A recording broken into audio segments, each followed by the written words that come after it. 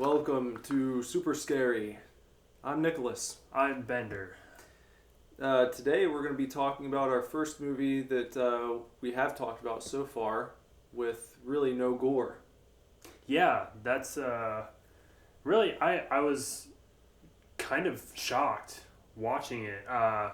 Today we're going to be covering The Changeling from 1978, I think. I think 80. 1980? Yeah. I was just looking up stuff about it, so it's...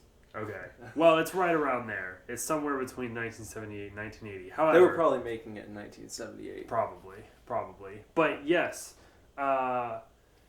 barely any gore. There's really only one scene with gore at all. Mm-hmm. And it was cool. Like, it was neat to see a movie pull off the same kind of atmosphere and give you the same sort of creepy feeling that this movie does without resorting to that at all. Yeah. It's, you would classify it as a haunted house movie. Mm-hmm. It's a classic haunted house movie, really classic. That word gets thrown around a lot just for talking about movies that were made 30 years ago. But this really is a classic. I remember hearing about this for many years. It was my grandpa's favorite horror movie, and he always talked about how it was the scariest movie that he'd seen. And so when I was a little kid, I wouldn't watch it, even at the video store. I remember seeing the cover for it, and the vibe of it always creeped me out, so I never wanted to check it out. Yeah. I agree with it being like... I think this is a film deserving of the title classic. Yeah. It's that word is thrown around a lot to just use to label old movies. Mm-hmm. Oh, well, it's old. It's a classic, yeah. you know? But this movie really sort of lives up to that reputation of like a movie that I don't know for sure, but very well could have influenced certain genre tropes throughout the haunted house genre. Yeah. I enjoyed it a lot more than I initially thought I was going to. It's a movie that, again, I had only heard the title and just sort of picked up. Just like, oh, well, I've heard about this. Let's give it a shot. And I enjoyed it. I enjoyed it a lot more than I thought I would. This one was written by Russell Hunter, and it was the only movie that he ever wrote. He's not done anything since then, and I also think this is the first movie that we've covered that is supposedly based on a true story. Is it? Yeah.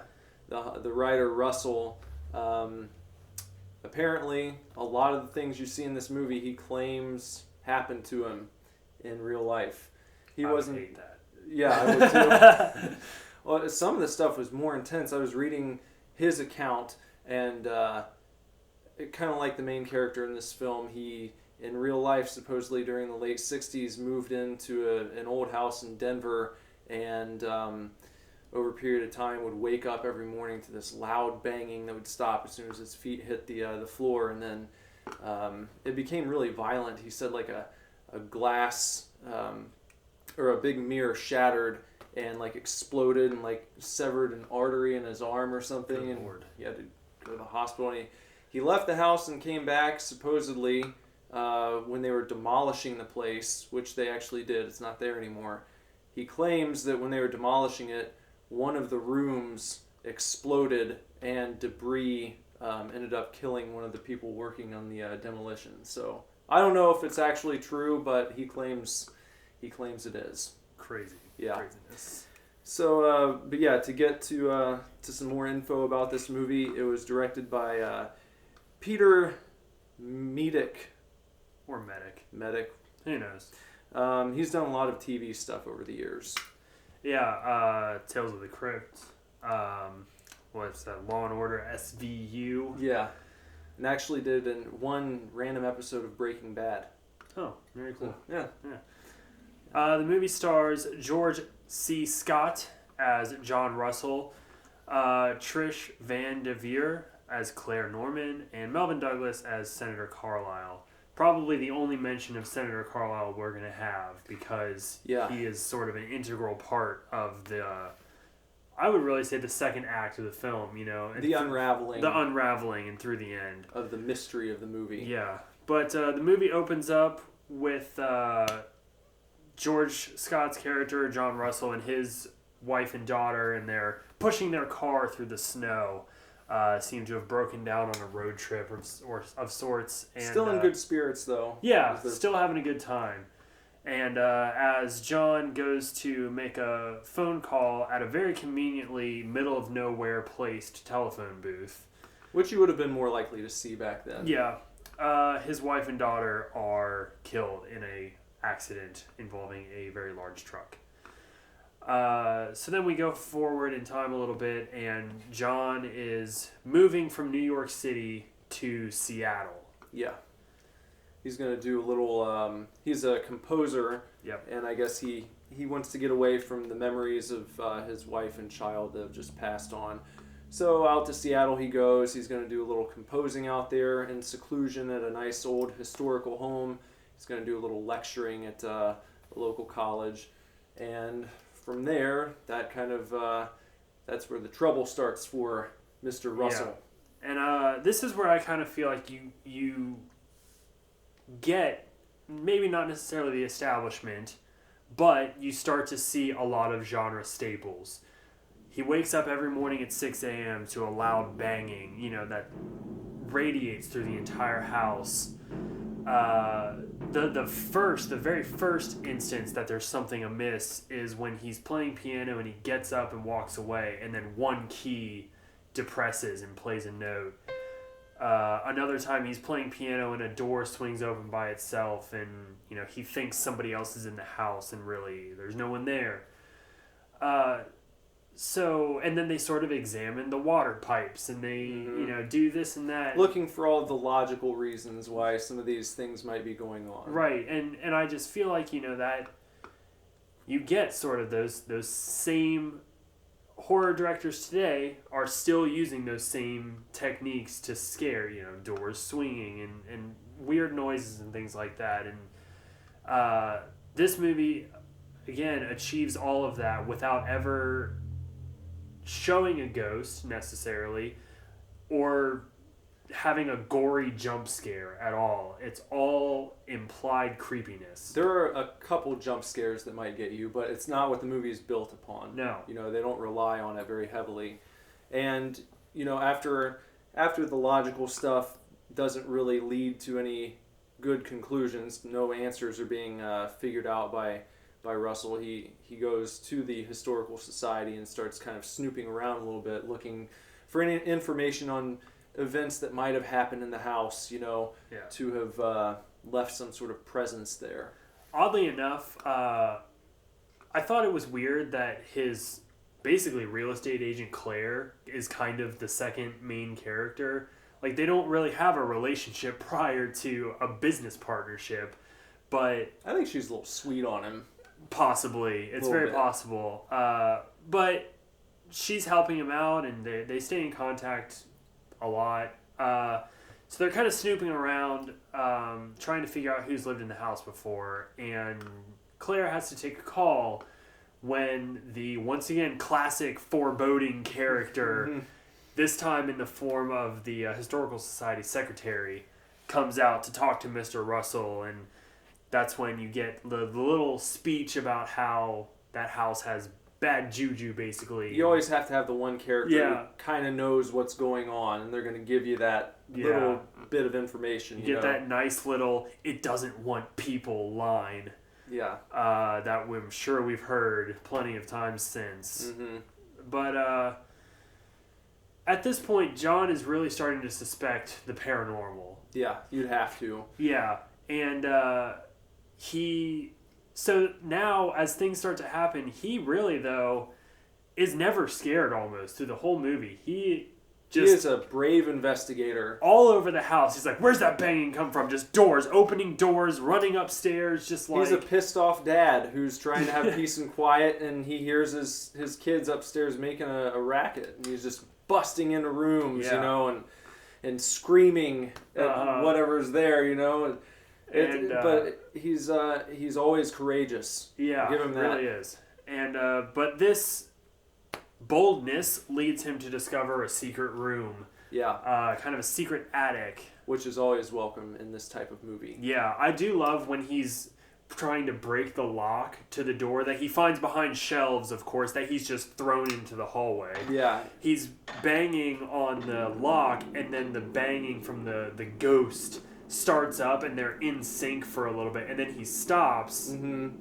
then goes back to being in sync. It was right really in time cool. with it, yeah. Really interesting. I don't know what part of my brain wanted that, but it was very pleased, I presume. Yeah. Like, and he was right on time with it. I was like, there you go, keeping a good beat. So up in this room, we start to get a little bit more of the mystery. We find a music box and a journal and a wheelchair. So something's wrong in the music house. box. He opens it up, and if you're perceptive, you'll notice that the song playing on the music box is the song you heard him composing earlier in the movie. They do mention it. He's talking to Claire, and he says, "I don't know how this happened. Yeah. I've never heard this tune before." I loved that. Yeah. I thought that was really, really smart and cool. I thought I picked it up when it first started playing. So I did had I. that thought, and then they kind of confirmed it. So Yeah, it's a neat little trick to throw really in there. clever. Mm-hmm. After this, the movie, we don't really want to talk much about the second act of the movie, because once they kind of start to unravel the mystery, and there is a really nice medium, they bring in a medium, once again, classic staple, and that's a really cool scene that we'll get to in just a second, because I do want to talk about that. But the second half of the movie, once they start to unravel the mystery after the medium scene, it's really, really well done, and I don't want to give away any of it. And it's interesting because it works, even though they pretty much drop the paranormal aspects of this movie for a large portion of it. Yeah. And it's gone, and it turns into this like murder, mystery, thriller type of deal. Yeah. And it comes back at the end, but this whole middle portion is a really satisfying murder mystery. Yeah. Where they're following clues from one place to the next, and the payoff is awesome. Yeah. So that's why we're not going to talk about it too much, because it's definitely worth seeing for yourself and going in without knowing what's going to happen. Yeah, but the medium scene in particular, I really like when she comes in. I like that she immediately gets drawn to the upstairs room and then doesn't go in it. She kind of shies away, which is really cool.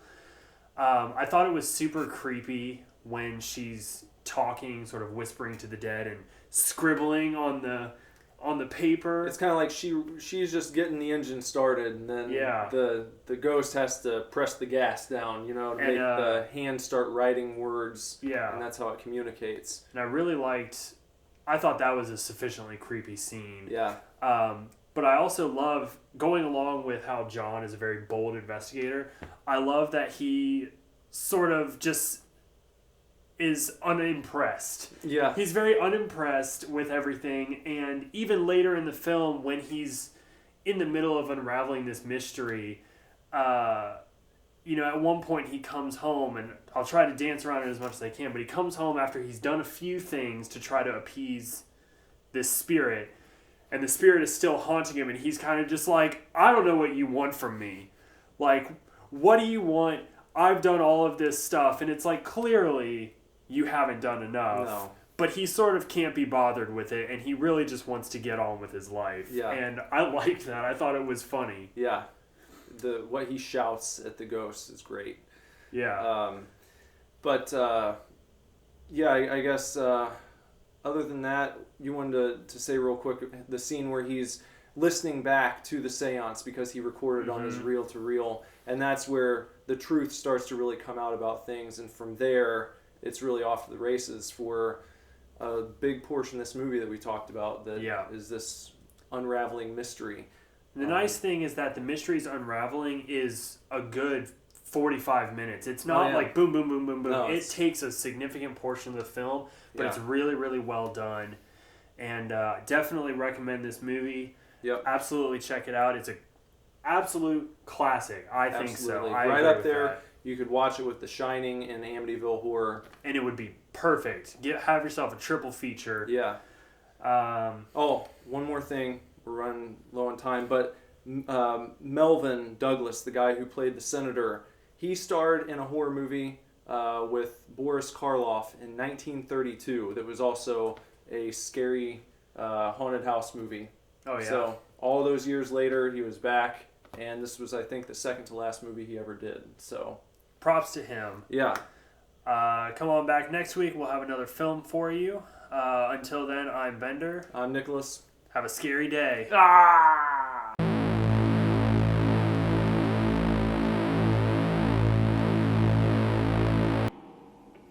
Goddamn son of a bitch.